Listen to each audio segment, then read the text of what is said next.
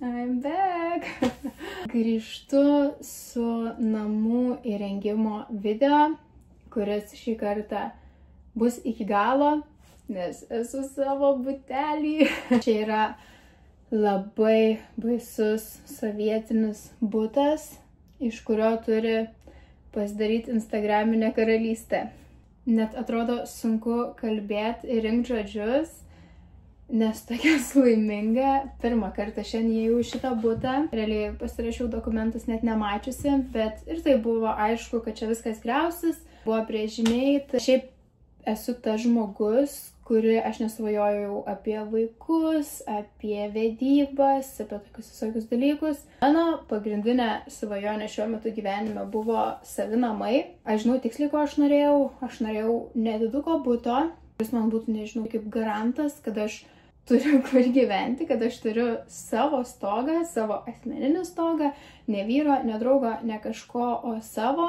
Niekada nesvajojau apie kažkokį didelį butą, ten namą, dar kažką savo, nes aš norėjau, kad tai būtų nebrangus, nedidelis, tam, kad, nežinau, jeigu išsitrintų Instagramas ir aš nebegalėčiau nuomotis buto, aš turėčiau kur ateiti, kur nebūtų man didelė paskola, kur, nežinau, dingsta grožio veikla, aš nebeturiu abiejų darbų, aš, nežinau, turiu dirbti už daug mažesnį atlyginimą, kad aš galėčiau išlaikyti šitą butą. Tiesiog, jeigu gyvenime nutiktų kažkokia tokia situacija. Čia ir yra tas butas, čia yra 36 kvadratų plus balkonas. Man atrodo tiek. Reikėtų pasižiūrėti dokumentus. Standartinis senos statybos vieno kambario butas, kuris virs į 2 kambarius. Yra jau brėžiniai, aš čia įkelsiu 3 variantus. Per vidurį įdėsiu tą, kurį išsirinkau. Aš jau turiu dizainerę, su kuria mes apsitarėm planus, man ten darė dar šiek tiek pakeitimų. Ir labai norėjau salos, nors tai yra mažas butas. Labai norisi man šitą senos statybos butą paversti, kad neatrodytų, žodžiu, kaip senos statybos bute, kad atrodytų modernesnis, naujesnis ir man, nežinau, sala daugumoje butų, kur gyvenau, buvo ir man labai patinka, labai patogu. Plius ją gali sandėliuoti daiktų, tik yra mažas butas, man atrodo gal visai logiškai. Nežinau, šiaip lauksiu žiauriai, lauksiu jūsų patarimų. Įtent iš tų, kas įsirenginėjot mažas erdves. Šitas projektas bus visiškai kitoks nuo praeitų mano video. Prieš tai mano filmuotas projektas buvo didžiulė erdvė, loftas 130 kvadratų ir ten buvo įdomu pasižiūrėti, kas gausis iš tos erdvės. Šitie video tikiuosi irgi bus aktualūs, nes čia kaip tik yra maža erdvė, iš kurios mes bandysim išspausti kuo daugiau, kad būtų kuo daugiau vietos, kur susidėti, kad būtų modernus, kad neatrodytų pigiai įrengtas. Nors šitas butas, dabar aš jį įrenginėju visiškai nuomai, aš čia neplanuoju gyventi artimiausių metų. Tai nesinori įrengti labai brangiai, bet norisi, kad būtų kokybiškas ir mano draugas tuo užsiema. Manau, bus naudingos informacijos. Kaip pavyzdys, dabar įrenginėjo vieną butą. Plytelės buvo iš senukų ir jos atrodė identiškai kaip labai brangios plytelės mano buvusio draugo namuose. Tikiuosi su jumis pasidalinti tipsais, tokiais pigesniais variantais, kurie galbūt netrodo pigus, atrodo prabangiai. Šiaip noriu visai kažkokių gal brangesnių akcentų. Ne taip, kad, žinot, visas butas ten kažkoks brangus. Nežinau, ten galbūt šviestuvas kažkoks brangesnis, galbūt kažkoks brangesnis kavos staliukas. Žodžiu, išlaikyti tokį balansą, kad kitam žmogui būtų malonu čia gyventi. Tikiuosi visą šitą sujungti į vieną. Prekiniam ženklam, jeigu aktualu, tai aš lauksiu jūsų laiškų. Čia, kaip ir sakiau, viskas tiesiog išsisprogdins, išsigriaus, čia bus tuščia erdvė, kurioje statysis naujos sienos, naujos grindys, viskas bus nauja. Aktualu yra viskas. Ir šitas projektas baigsis iki galo, nes su praeitu aš pavedžiau porą prekinių ženklų, dėl to, kad išsiskyriau, čia jau nieko nepadarysi. Tai čia nebus, žodžiu, tokių dalykų, nes čia projektas bus iki galo. Ir kadangi tai yra mano draugo, nežinau, verslas, viskas vyksta labai greit. Noriu gal ir jums parodyti tą, kad įmanoma susiemus įsirengti namus greitai. Nereikia ten metų, kad visai greit galima tokias erdves transformuoti. Tenksiuos dalintis ir kažkokiais kontaktais. Jau minėjau, kad turiu dizainerę. Dizainerę aš pati suradau savo draugui ir dabar pati naudosiuosi jos paslaugom. Tai yra Ieva. Kažkur paliksiu jos kontaktus, kadangi jinai jau padarė ne vieną butą, žinau braižą, žinau, kad lengva su ją dirbti. Šitam buteliui nereikėjo kažkokių, žinot, grandiozinių, high-endinių dizainerių. Ieva yra tiesiog puikiai šitam darbui, labai viską nusimano ir nėra brangi. Labai svarbus aspektas, kas įsirenginėjate namus savo, norite dizainerio pagalbos, bet nenorite permokėti. Kreipkitės į Ievą, padėsiu spalvom, su baldais. Ieva, aš jeigu neklystu, dirba su baldų gamyba, atrodo vienoje labai žinomoj įmonėj. Nusimano visose šitose planuose, išdėstymuose, tai čia daro, žodžiu, tikrai didžiulės rekomendacijos. O dabar keliaujam pažiūrėti butą. Čia gal tokia šiek tiek smagesnė buto dalis, yra bendras koridorius, kuris yra skirtas 3 butam. Čia yra 50 kvadratų butas, kuris tarp kitko bus parduodamas. Tai bus 3 kambarių, Šnipiškėse. Jeigu kažką domins, aš irgi šiek tiek į jį, manau, užžeidinėsiu, jums šiek tiek parodysiu, kaip ten iš 2 kambarių jis virsta į 3. Šitas butelis yra 10 kvadratų su balkonu. Jį perka mano draugė, būsim kaimynės. Čia yra jau mano butelis, į kurį užeisim.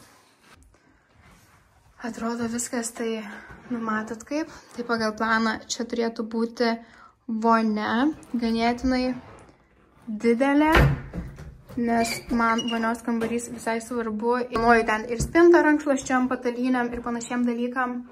Čia įėjus stovės spinta, tokia 2 durų, nedidelė, ir čia viskas griausis. Tada čia įėjus bus miegamasis. Dar laukiu dizainerio, kol atvažiuos, nes nežinau, ar čia šita siena persikėlinės į tą pusę. Ar jis ir bus toks, bet žodžiu visiškai mažytis. Čia stovės lova, čia stovės spinta.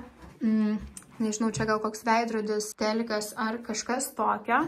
Čia bus svetainė šitoje vietoje. Čia, kaip ir sakiau, šitos sienos nebebus. Ir čia bus virtuvė. Tai čia bus virtuvė iki galo. Čia bus ta mano norima sala. Ir, žodžiu, nuo čia tokia svetainė su virtuvė. Yra balkonas. Nežinau, ar noriu kol kas rodyti adresą. Pafilmuosiu taip labai netiek daug, žodžiu, netokia paslaptis, bet gal pradžioj nereikia. Darom tokį greitą apėjimą, apibėgimą. Nežinau, planuoju šiaip video daryti šiek tiek dažniau, negu darydavau praeitus. Čia, sakau, viskas vyks labai greitai. Labai dažnas važinėjimas, nežinau, ieškoti prekių, baldų ir panašių dalykų. Viską rodysiu, viską transliuosiu. Tikiuosi, kad jums bus įdomu. Pačiai labai įdomu tokie dalykai. Šitas butas ir šitas projektas, aš taip įsivaizduoju, kad yra gal žemiškesnis.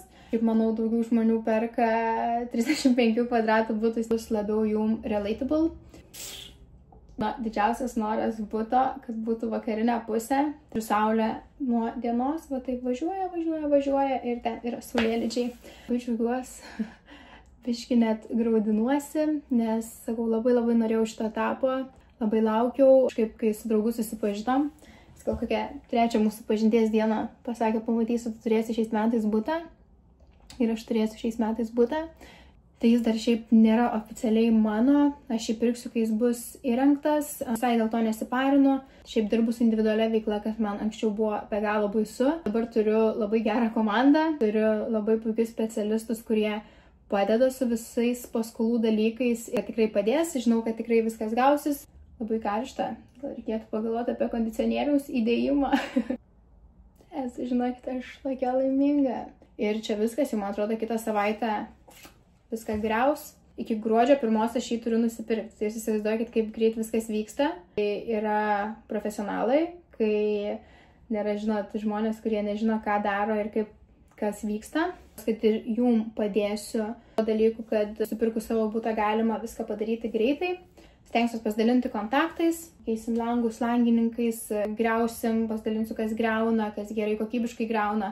Šitą irgi turiu labai gerą kontaktą. Viskuo dalinsiuos, labai noriu suteikti kuo daugiau informacijos. Įkelsiu dar čia kažkur biškį moodboardą, kaip įsivaizduoju. Nebe tokia niūdinė karalystė. Pradėjau norėtis biškį tokių tamsesnių medžio spalvų. Kažkas tokio. Sugrįžtu dar šiek tiek kitą dieną, nors jau buvau atsisveikinusi. Bet prieš tai video filmuotas yra šeštadienis, šiandien yra pirmadienis ir noriu parodyti šiek tiek situaciją, kaip greitai čia viskas vyksta. Nu, va, šiandien atėjo griovėjai ir viską daužo, viską greuna, žodžiu, situacija tokia. Čia vienu metu darysis 3 butai. Ten jau yra atvažiavęs langininkas, matuojasi langus. O vakar buvo labai įdomu stebėti veiksmą, nes į grupę Vilniaus atiduotuvę ar kažkaip taip įkėlė, kad čia bus atvirų durų dienos ir galima atvykti ir imti bet ką, ką mato bute. Vyko rezervacijos, kovos, negražu juoktis, bet iš šono, aš biškį stebėjau kaip kokį realybės šou. Bet nusuprantu, kad to, ko mums nereikia, kažkam yra vertingi daiktai. Buvo, nežinau, gal virš 10 žmonių čia zujo tose butuose, nešė viską labai gerai, nes sutaupė šiek tiek pinigėlių, išsiveždami labai daug spintelių, telikų, daiktų, žodžiu. Šiaip sakė, yra net tokie etatiniai, kurie atvažiuoja, susirenka ir po to pardavinėja. Tai verslo idėja gal kažkam. Viskas, ačiū, kad žiūrėjot, ačiū, kad buvot. Tikiuosi, lauksit mano kitų video.